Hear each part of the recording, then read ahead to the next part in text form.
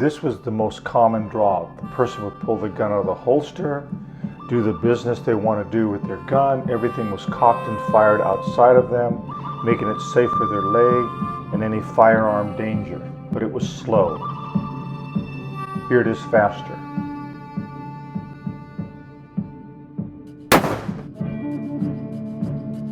The thumb bust is a dangerous draw. You see the hammer goes back while it's still in the holster. A slip of the finger, you could shoot your leg.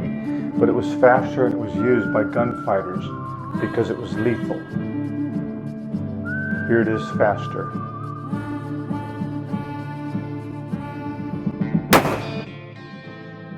The up fan is the fastest of the draws used in competition today. You fan the hammer back, let go, and the bullet comes out. Very dangerous. A person can shoot their foot very easily. Here it is faster. It's kind of silly when you're young and you get into cowboys and Indians and all those Western movies and you start fantasizing that someday when you grow up you'll be able to buy your own gun and be fast on the draw like what you see on television. And that's kind of the way I grew up. I could hardly wait till I was 16 to get my first pistol. And my mom bought me a Ruger 22 revolver. And then when I was 18, I got my first Colt 38, a real action shooter. And I practiced quick draw. And that's what I spent hours and hours doing. And I thought I was getting faster and faster. But faster and faster is just, I don't know, it's just kind of like a state of mind. Who are you comparing yourself to? That's what's crazy. And then as I got older, I thought I was really fast, and then I began to really see people who specialized in quick draw, people that are called action shooters, and you see plenty of them in YouTube. And when I compared myself to them, I was ashamed. In fact, I wouldn't even go into competition to quick draw against them because I would feel foolish. But isn't it interesting that men by nature, they want to be competitive, and I was that way. Now, I wasn't competitive in sports or competitive in school, but somehow I felt like when I speak, I want to be the best. And that is silly because there's going to always be someone faster on the draw and better than you are. Some, of course, are worse. Some see what I do and they go, "Little Bear, I can't even do what you're doing." And then, of course, there's always those that do better. It's foolish to compare ourselves with other people. The scripture tells us in 1 Corinthians and 2 Corinthians not to do comparisons. It's not what God designed us to do. We're all designed by God with a gift. And the Bible says they're without repentance. God gives us exactly what we can handle. And I learned that in such an amazing way. I was on my tractor, on my property, and I was going to be cutting the grass. And I'll never forget where I was. I was in front of the fence, heading to the back meadow, which was about 4 acres, and I was going to use the brush blade to cut that field. It was quite a large field. And so as I was going along the fence line, I was rehearsing in my mind the feeling that I just wanted to go on Dr. James Dobson's, a Christian psychologist, very popular about 20 years ago. And I wanted to go on that program because if you could go on James Dobson's program, you would be somebody. And you would finally hit the top of the ladder as a Christian speaker. And back in those days, of course, I was Little Bear doing Mantle Ministries. And I thought, that's the break I need.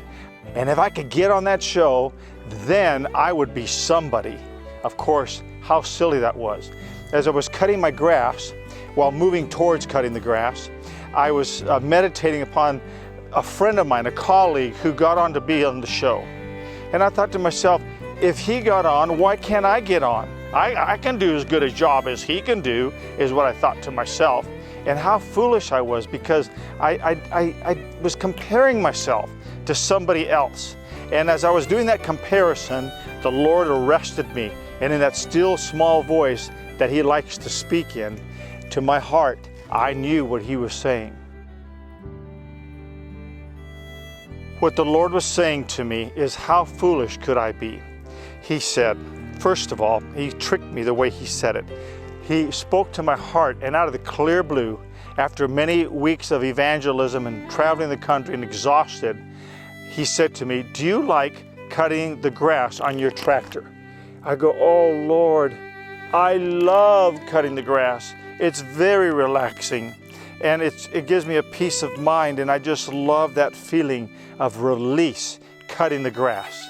And he really fooled me, because the very next statement he said, "Your colleague and your friend that you're envying and wishing that you could go on the program like he went on the program, he doesn't get to cut the grass because he is so busy.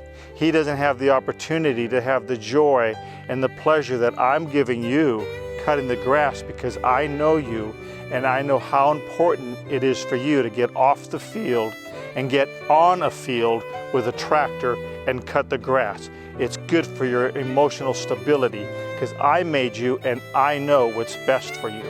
And you know what? That healed me just like that.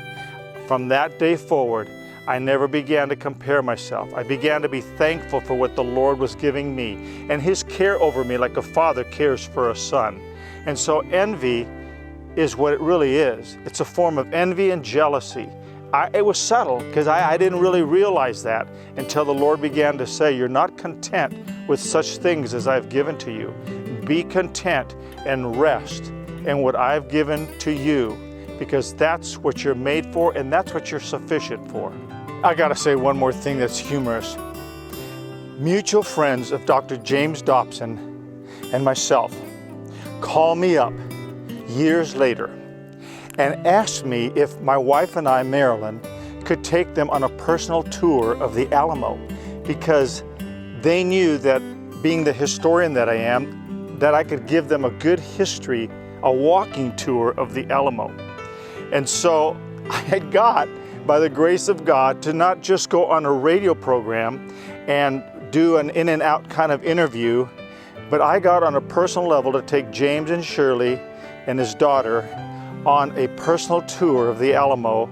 We spent about an hour and a half together, and I was giving them the Christian perspective. We went to go see The Price of Freedom together, which was 40 minutes long, giving the background history of the Alamo. So God was gracious and showing me that he could bless me in even a deeper way than I would have ever thought in my entire life. And that is how good God is to us that have a desire to love and serve him and let him control the playing field. God is able. I leave you with these words to pause and ponder.